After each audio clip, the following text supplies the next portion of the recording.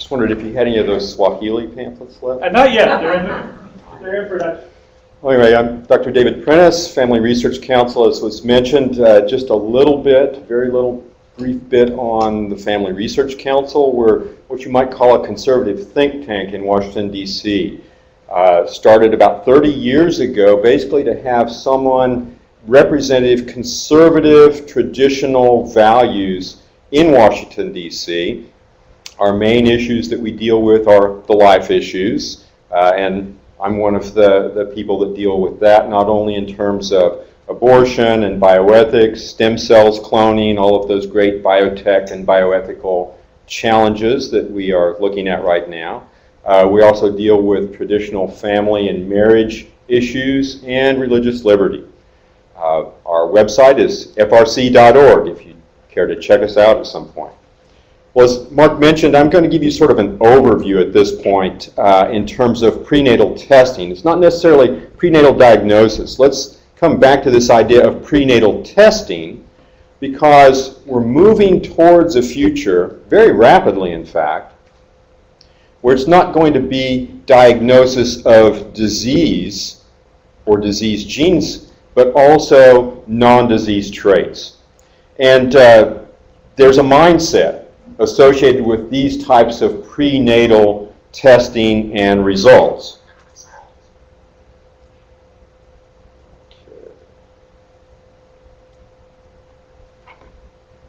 Okay, Glory.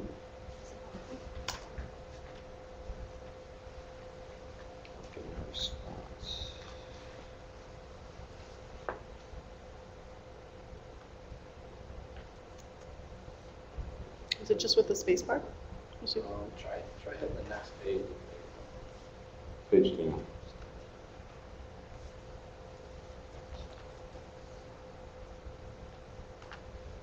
Do that one? Yeah. Okay. Right, so here's that attitude from Bob Edwards, who was the doctor who created the first test tube baby. Soon it will be a sin, interesting choice of words, soon it will be a sin for parents to have a child that carries the heavy burden of genetic disease. We're entering a world where we have to consider the quality of our children. And so we're looking at a mindset here where children aren't created in terms of love, they're created essentially as a commodity. And there's the push towards the perfect child.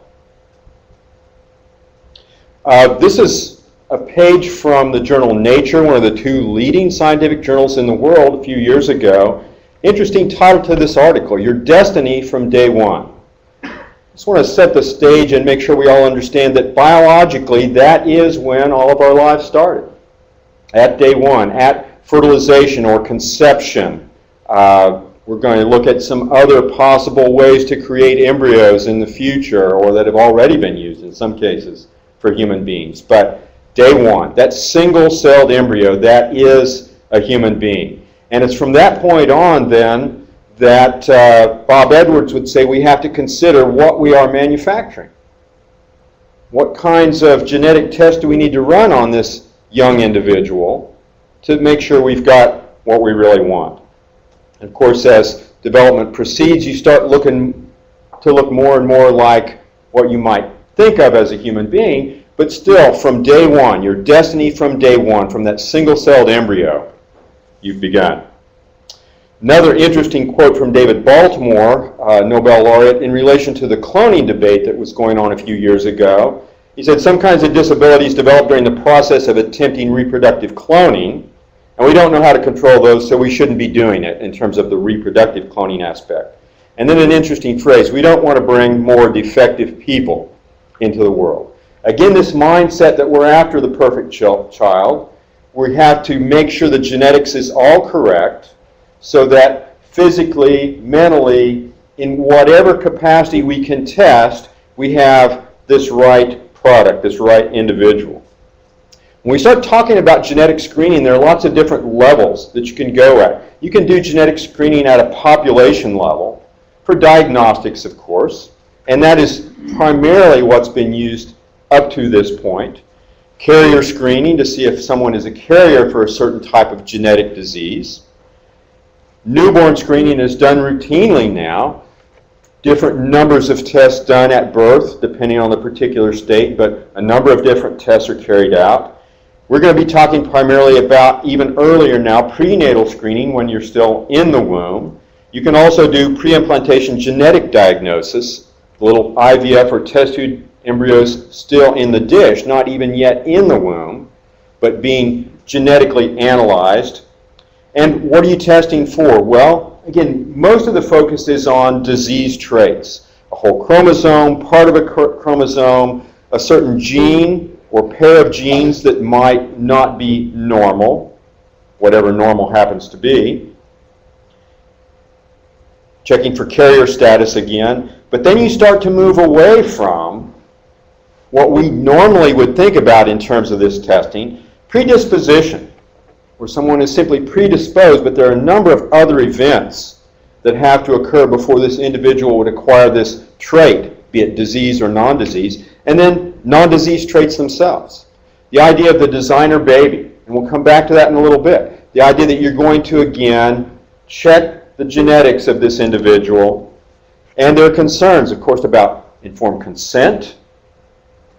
Has to be for the parents, obviously, if we're talking about prenatally, but confidentiality of the genetic testing, employment and insurance discrimination. A few years ago, Congress passed the Genetic Information Non-Discrimination Act, GINA, which supposedly would prevent a company, an employer, or an insurance company from using your genetic information against you, but there are a lot of holes in that at this point.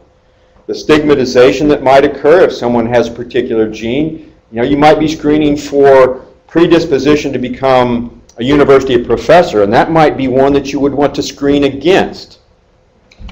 And then the whole idea of eugenics. Again, you're after, the perfect individual here, and you're selecting against, a nice way to put it, those who don't have the right DNA content.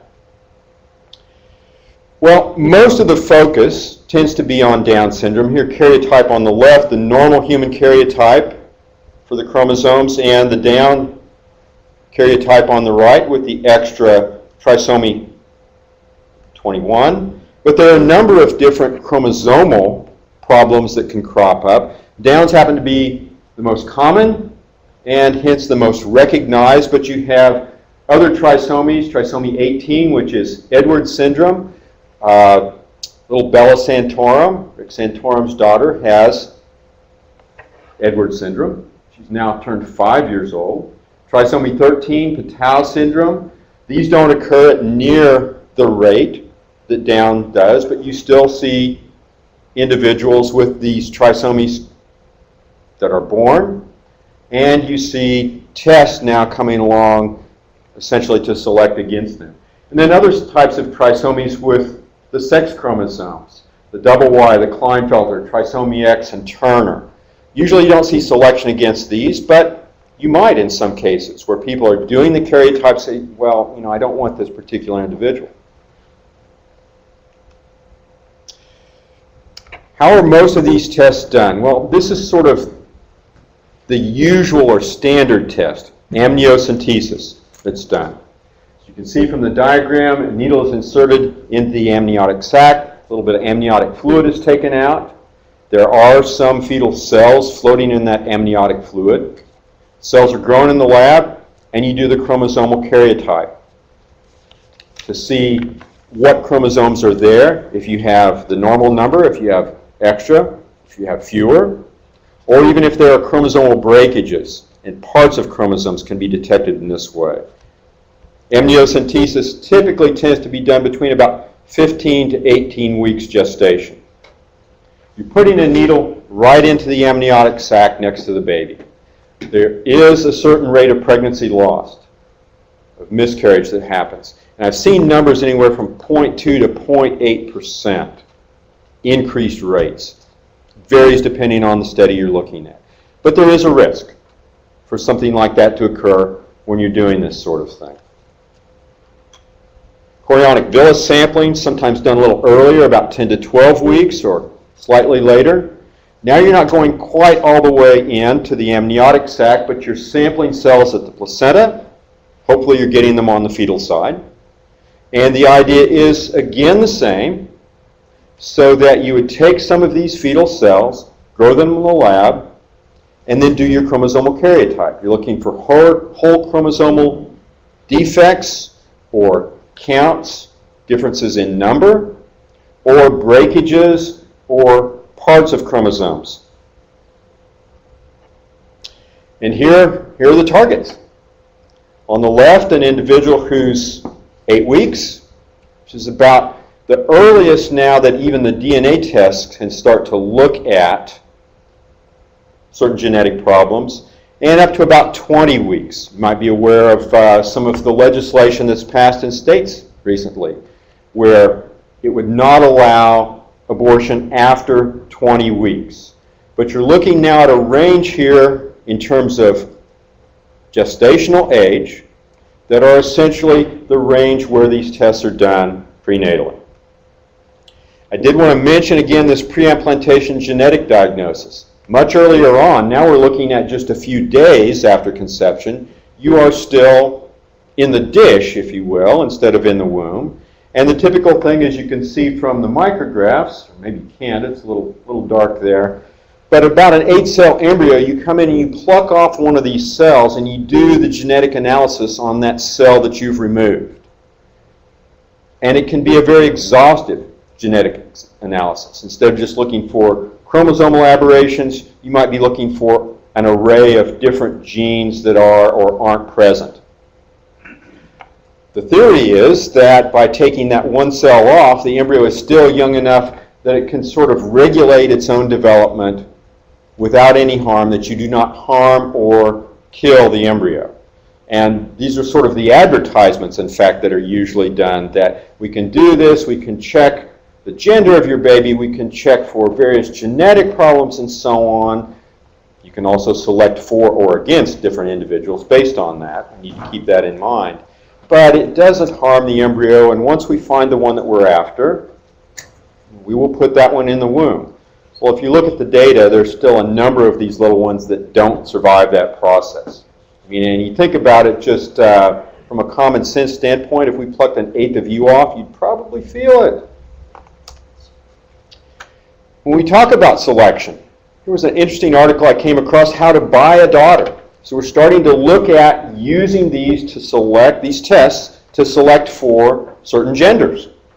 In this case, primarily in the US and some Western countries, they might want the daughter. You'll see things about family balancing so that they can have equal numbers of boys and girls. If you look to countries like India and China, their preference is for the son. Especially in China, with the one-child policy, they have to have that heir. They want the son, and so there's a huge number of abortions that occur in those countries. Prenatal test for gender.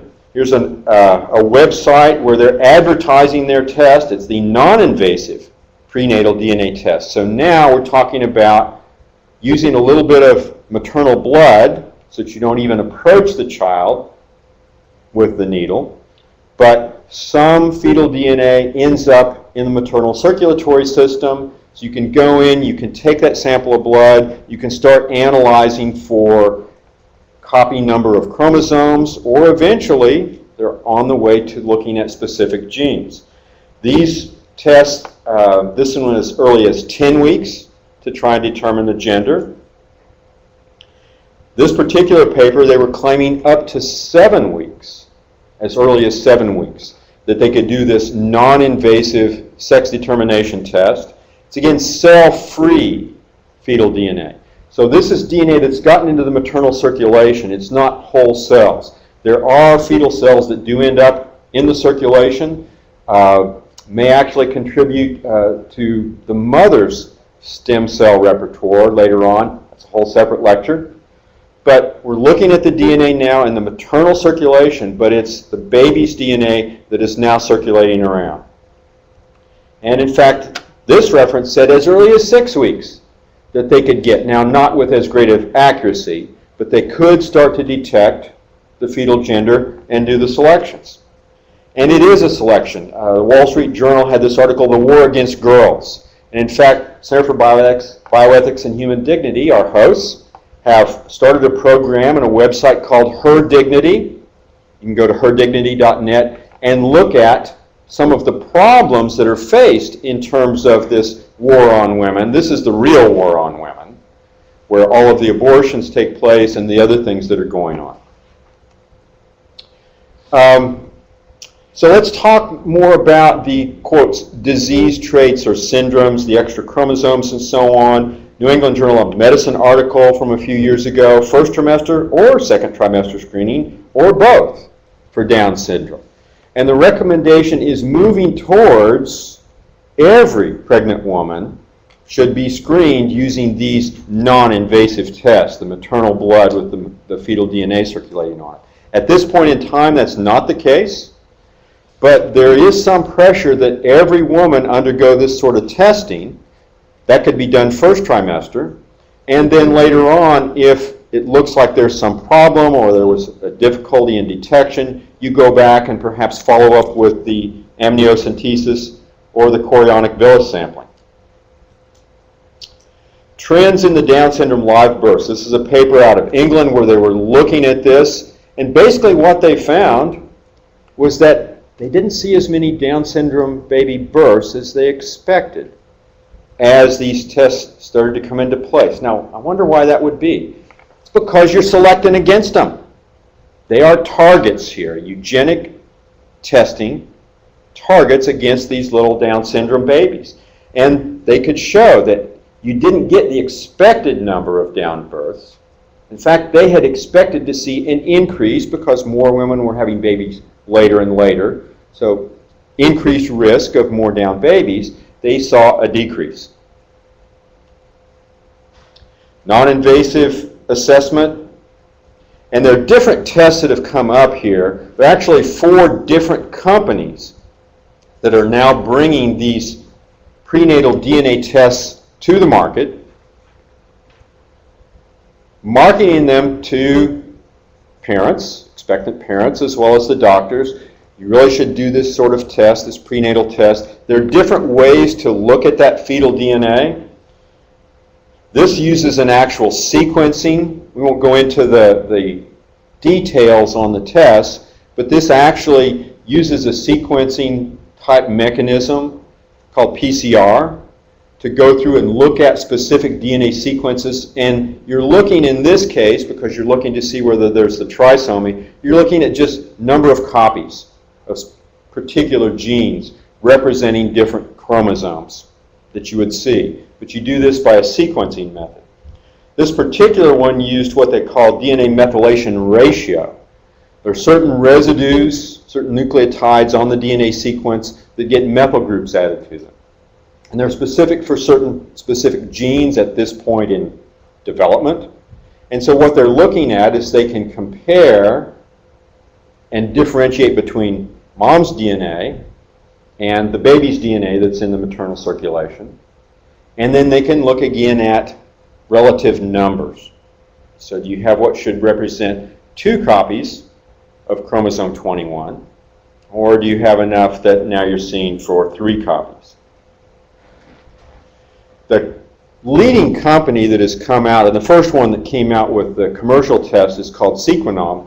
Here was their little advertisement that they were announcing the launch of this test. They call it Maternity T21 because they're looking for this particular test, the first one that came out at Trisomy 21, non-invasive test for Down syndrome. So they launched it out, they set it out and so on, but they're continuing to try to develop new tests as well for other sorts of chromosomal aberrations in number or for even particular gene changes. And so here was a study where they're actually announcing trisomy 18, trisomy 13, fetal and Edwards syndrome. So now you could kind of get this package deal with their test. We could test for Downs and we could test for these other 2 trisomies because we've shown that we can do it very accurately and be able to target looking for those trisomies. I might mention that the percentage in terms of false positives is fairly low. It's a fairly accurate test when they're starting to look at these DNA sequences, on the order of 98, even 99%, in some cases even better, as they're developing specific tests. So it's a pretty accurate test to detect your target.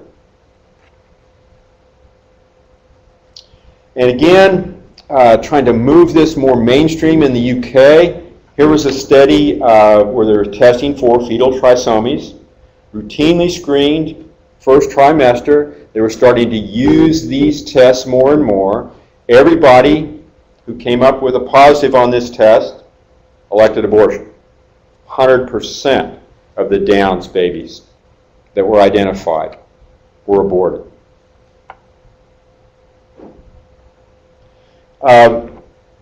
Started to show up now more in the popular press, and you see actually a little bit of angst out there in terms of these tests, how they're going to be used, and so on. Tough calls on prenatal tests, an article that was in the Wall Street Journal where it's talking about, should parents go have this test done? What's going to happen? How is it going to be used? Well, we pretty much know how it's almost always used. It's almost always used to terminate the pregnancy.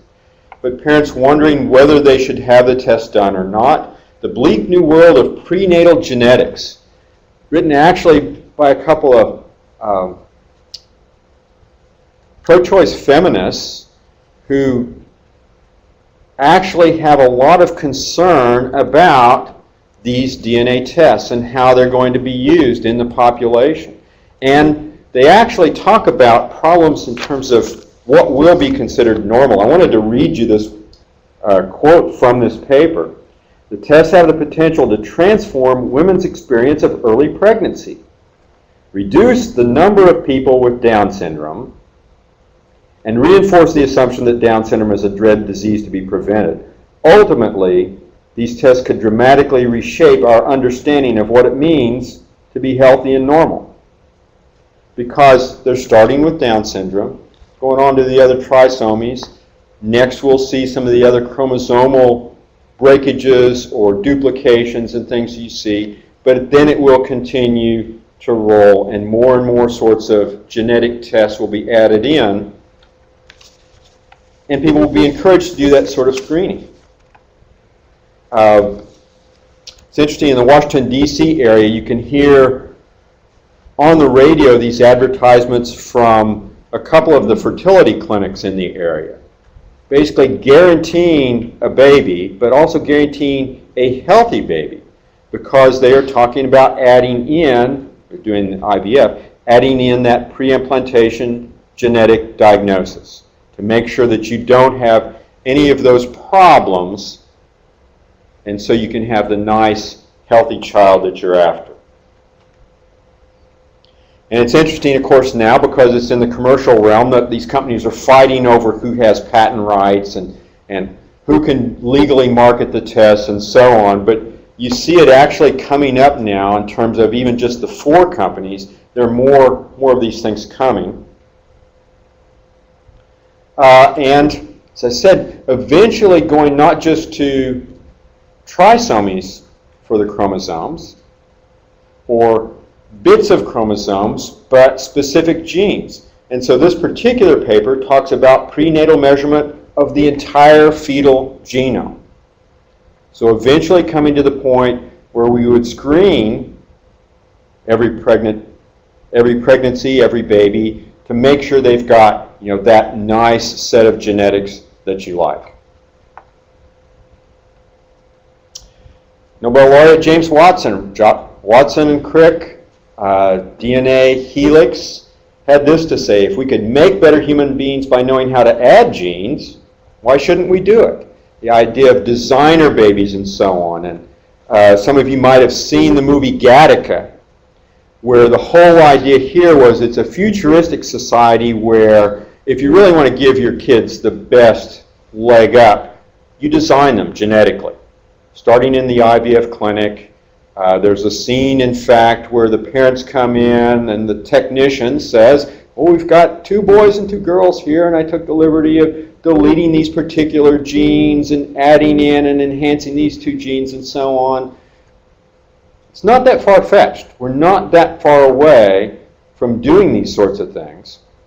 Once you've come up with better and better ways to screen and thereby select for or against certain genetic traits, then it becomes a matter of starting to do gene additions or corrections. And we've already seen some examples of this exactly. In fact, the paper that Mark was announcing in terms of doing away with the extra chromosome, or at least silencing it, did it by a gene addition sequence where they took a particular gene, copied it, changed it just slightly so they could turn it on, and put it into, added it to chromosome 21, the extra chromosome 21. We've seen postnatal genetic engineering of individuals, and we're starting to look at examples coming very soon where we will see the prenatal type of genetic addition. It was already mentioned in terms of the gene microarrays and so on, of being able to measure hundreds and thousands of genes at once so that you can do your screening very rapidly and quickly on a lot of different targets. And here's a list that you might not even be able to read because there's so many on the list, but here are currently available DNA-based gene tests. This is just a sample. This isn't the total number. And so as you start to move beyond whole chromosome detection and trisomies, or parts of whole chromosomes, you're coming towards this where you will be screening for various different disease genes, Tay-Sachs, thalassemias, polycystic kidney, dystonia, cystic fibrosis. The list just keeps getting bigger and bigger and bigger every week. But now you'll also be moving towards not just selecting against these individuals, a polite way to say we're just going to kill them off and not let them be born, but now, well, we've got to correct them. And it may seem far-fetched, but people are looking at even behavioral types of genetics. Are political orientations genetically transmitted? This was a serious paper. Now, we'll laugh about it at this point, but you see a paper like this come out almost every week, where they say, well, we've got a correlation of this gene with, and it's some behavioral trait. It's not a genetic disease.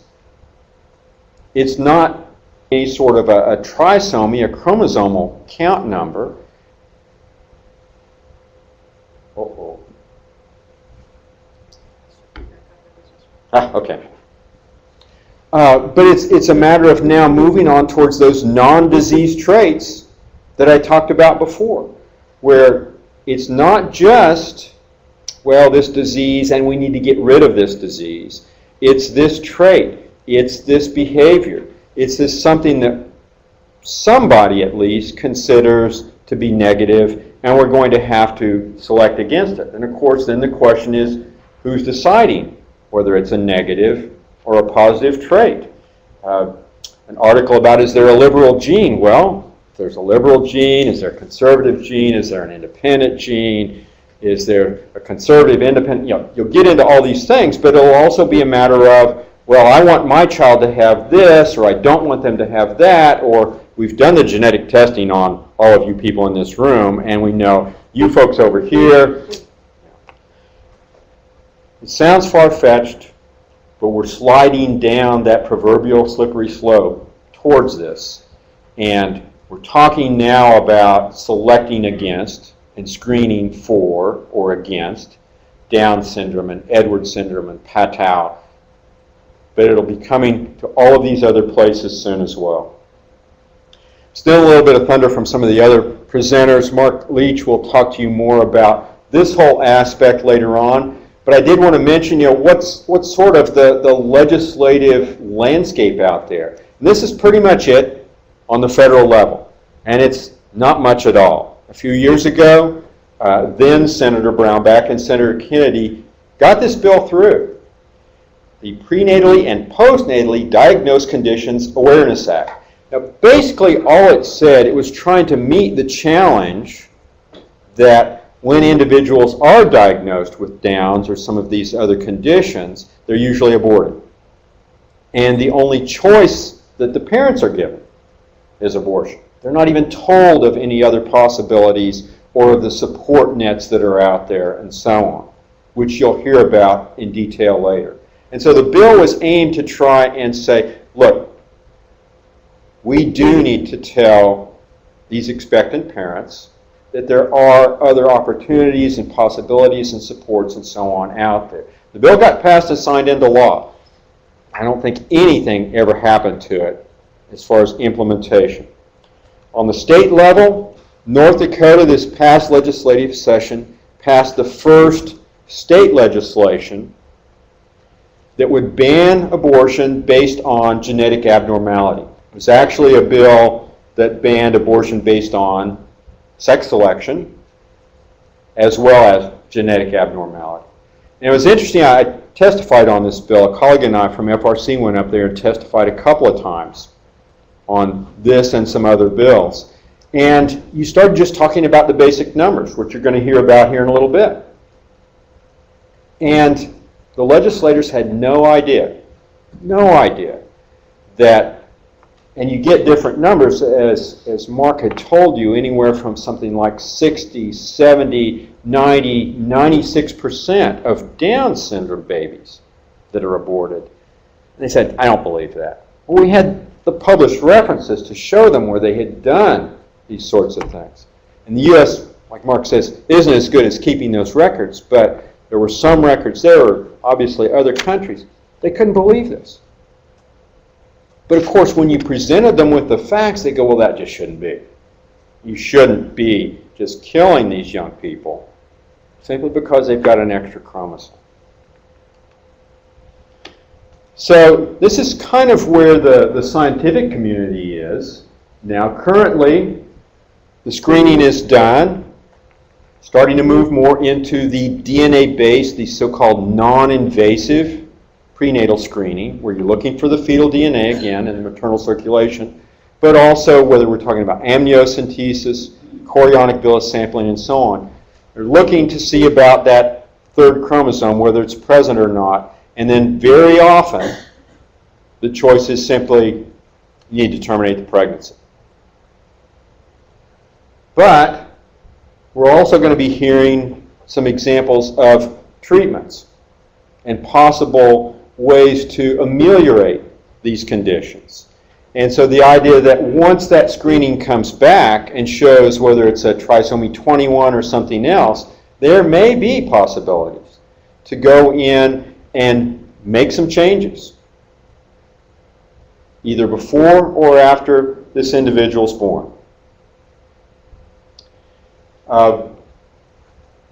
In terms of some of those repair, again, stealing a little bit from one of the other presenters that's coming up, there are types of surgical repair, not talking about chromosomal abnormalities so much, but in terms of just what are generally called teratologies or birth defects, but problems in terms of development that can be corrected surgically, sometimes better in the womb than before. You've probably all seen the little hand of little Samuel reaching out of the womb during his fetal surgery and grabbing the finger of the doc. More and more of that being done. Stem cell and genetic therapies.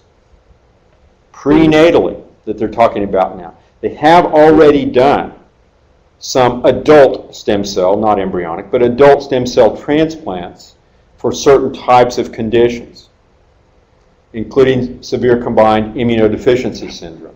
They're looking at potentially doing some genetic therapies or genetic engineerings and so on.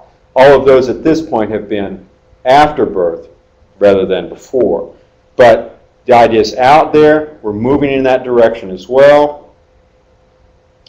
What we're really talking about, though, when we start talking about screening and genetic screening and how it's being used and so on, the real basic question we have to come back and ask is, what does it mean to be human? You know, who counts? Who counts as a human being of worth? Are any of us a person or just a piece of property? Are we going to be manufacturing individuals, designer babies, so to speak? Or, do we value each and every human being simply because they're human, whether they've got an extra chromosome or two or not? To whom are we going to choose to assign these values? Will it be based on your chromosome score or your genetic score? When they come to the point where they can start screening all of these genes and deciding which are good or bad, and then are we all going to be screened and get just a value number based on that score? Who's going to benefit from these kinds of tests and screenings, and who's going to decide how it's done? Now, early on, if you remember, one of the first slides I showed had your destiny from day one. And it was from a biological viewpoint, and you had the little single-celled embryo. Here's another view of your destiny from day one. I praise thee because I'm fearfully and wonderfully made. The eyes beheld my unformed substance. I had one Hebrew scholar tell me that could be translated from the original Hebrew as embryo. The eye beheld my embryo. In thy book were written, every one of them, the days that were formed for me, when as yet there was none of them. We are each individuals of incalculable value. And we need to value each and every life. Thank you for your time.